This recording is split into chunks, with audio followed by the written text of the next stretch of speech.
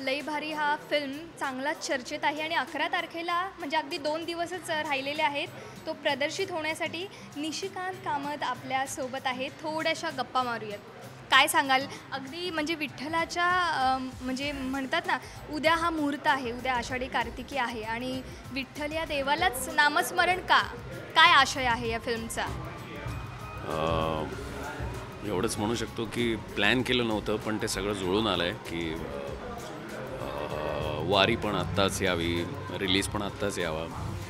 त्याची definitely excitement आहे की कारण आम्ही वारीत शूटिंग केलं होतं 2 वर्षापूर्वी आणि तेव्हा असा विचार केला नव्हता की ती वारीत रिलीज होईल. खूप बरं वाटतं आहे. थोडं नर्वस पण आहे मी, थोडा एक्सायटेड पण आहे. बघूया काय होतं. नक्कीच. म्हणजे अगदी फक्त 2 दिवस राहिले आहेत आणि ही एक्साइटमेंट कशी आहे? ही पब्लिकला खरी कळली पाहिजे. नाही म्हणजे कसं असतं की तुम्ही आपलं इट्स लाईक युअर बेबी ना, तर तुम्ही ते कुरवाळता, त्याला मोठं करता, त्याला सजवता. पण जेव्हा ते ऑडियन्ससमोर जाणार किंवा पहिला दिवस त्याचा शाळेचा असेल, तेव्हा तुम्हाला एक भीती आणि excitement at the same time असते की आय होप सगळ्यांना ते आवडेल, तो आवडेल. नक्कीच. पण ॲक्शनपट रितेशलाच द्यावा असं काही तुमच्या डोक्यात प्लॅन होता का?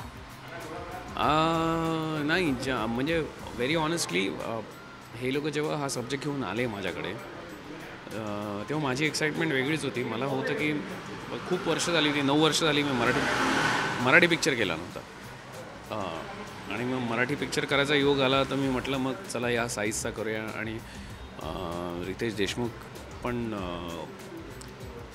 ही वॉज गेम फॉर इट. तर आम्ही दोघांनी ठरवलं की चला then let's make it size. बाकी आता काय होईल मला माहीत नाही, पण आम्ही डेफिनेटली प्रचंड ऑनेस्ट एफर्ट केलेला आहे. नक्की. इथे एक महत्त्वाचा प्रश्न मला यांना विचारायचा आहे की अगदी म्हणजे दमदार सेट्सचा तुम्ही वापर केलेला आहात, तर एकंदरीत तो एक्सपिरियन्स कसा होता? म्हणजे काही तुम्हाला अडचणी आल्यात का? नाही, my producers have been very supportive. म्हणजे माझे ते निर्माते आहेत, त्यांना मी सांगितलं होतं की खरंच हा खर्चिक आहे चित्रपट. तर ते म्हणाले की नाही आपण करूया. आणि त्यानंतर मग खूप सेट्स आणि खूप कन्स्ट्रक्शन आणि सगळं खूप खर्च, अवाढव्य खर्च होता. पण आय एम व्हेरी ग्लॅड की त्यांनी मला संपूर्णपणे सपोर्ट केला. माझं म्हणणं एवढंच होतं की भव्य दिव्य काहीतरी करूया. आणि आम्ही तो प्रयत्न केला आहे. आता त्यात किती सक्सेस येतो ते प्रेक्षकांवर अवलंबून आहे. शक्यतो फिल्ममध्ये 2 कॅरेक्टर्स महत्त्वाचे असतात, एक तर हिरो आणि हिरोईन. मग आपण रितेशला तर तुम्ही घेतलं, पण मग राधिकाची निवड तुम्ही कशी केली आणि कोणत्या बेसवरती केली? हे पब्लिकला जास्त ऐकायला आवडेल. नाही, कसं आहे, हिरोईन निवडायची असं चाललं होतं बरेच दिवस. 50 एक ऑडिशन पण झाल्या. इनफॅक्ट राधिकाबद्दल कोणीतरी मला सांगितलं होतं, मला वाटतं निर्माते का कोणीतरी, निर्मात्यांच्याच कुठल्या तरी त्यांनी सांगितलं होतं. मी म्हटलं हां मी बघतो असं करून टाळत होतो. And then finally I met हर.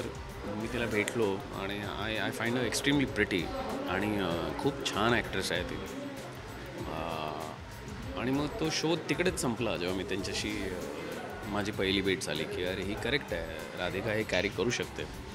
आणि Radhika has been wonderful in the film. बरं, शेवटचा प्रश्न. तुम्ही आता म्हणजे अगदी 2 दिवसातच प्रदर्शित होणार आहे, लोकांना काय तुम्ही संदेश देऊ इच्छिता? मी एवढं नक्की म्हणू शकतो की करमणूक प्रधान चित्रपट आहे, पैसा वसूल चित्रपट आहे. म्हणजे पोटभर करमणूक एवढं निश्चित. प्लीज थिएटरला जा आणि बघा आणि एन्जॉय करा. आणि तुमचा सपोर्ट आम्हाला खूप खूप खूप गरजेचा आहे, खूप जरुरी आहे. आणि मी एवढं निश्चित सांगू शकतो की 3 तास तुम्ही धमाल करून बाहेर आहे. नक्कीच. म्हणजे विठ्ठलाचा पण तुम्हाला आशीर्वाद आहेच, तुमच्या पूर्ण टीमला. त्याच्यामुळे all the best. Thank you so much. Thank you so much. Thank you. Camera person पुनीतसह मी आर्या इल्हे, राजश्री मराठी.